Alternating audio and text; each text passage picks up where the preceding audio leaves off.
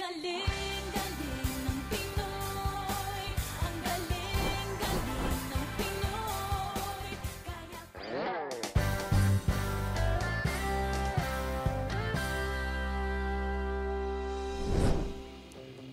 Alam mo, Bing, sobra akong nag-e-enjoy sa paghahanap at pag-iipon ng mga stories natin para dito sa Philippine Book of Records.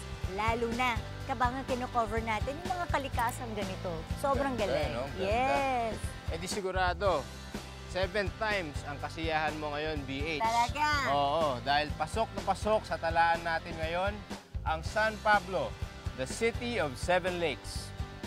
Wala kayo sa dami ng lawa dito nila sa San Pablo, Laguna. Biruin nyo, 7 ang lawa nila dito. Paano nangyari yun? According sa isang friend namin na geologist who is also from San Pablo, yun daw bundok Banahaw was supposed to be erupting noong unang-unang panahon.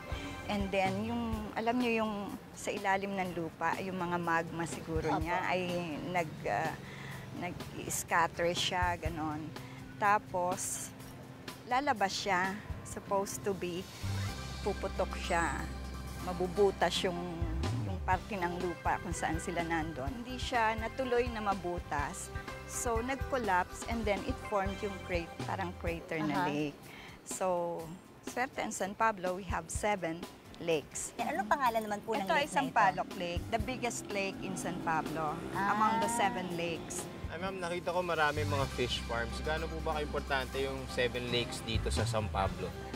Source din ng livelihood ng mga taga San Pablo. May mga fish cages in almost all the lakes, pero they are now at a minimum of 10% yung area ng fish cages according to the LLDA. Yun yung dapat sa fish farming. Para sustainable. Oo. Ito pa yung ibang lake sa San Pablo. Palakpakin Lake! Ang second largest at pinakamababaw na lawa sa San Pablo.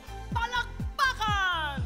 Ang Calipatu Lake! Ang pinakamalalim na lawa sa 7 at mas malalim pa sa Laguna de Bay.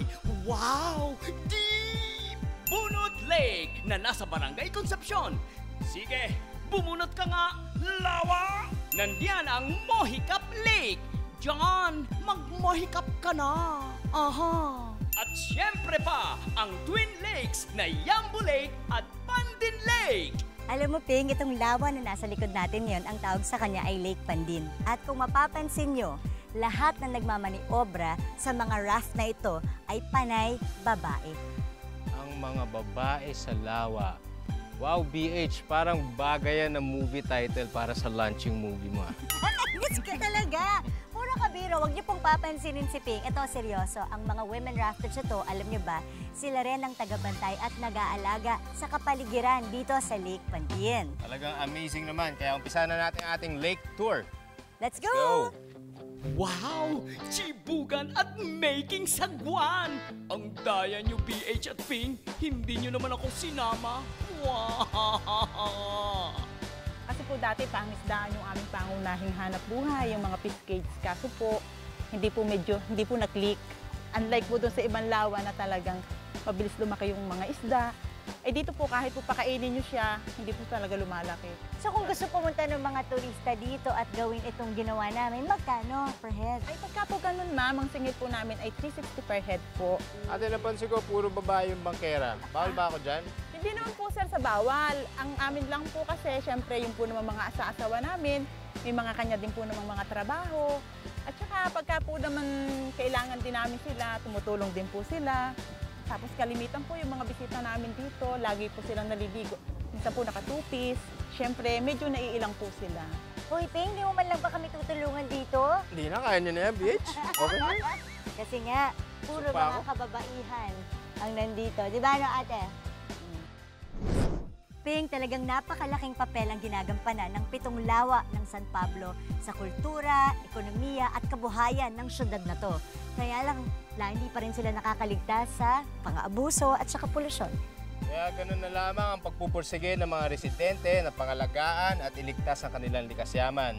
Gaya ng ginagawa ng mga women rafters ang Lake Pandin. Nako, kaya ako talaga ang aking dalangin ay sana magtagumpay sila sa kanilang adhikain, lalo pa ngayon kasama sa Philippine Book of Records ang pinakamaraming lawa sa isang syudad, ang Seven Lakes of San Pablo City.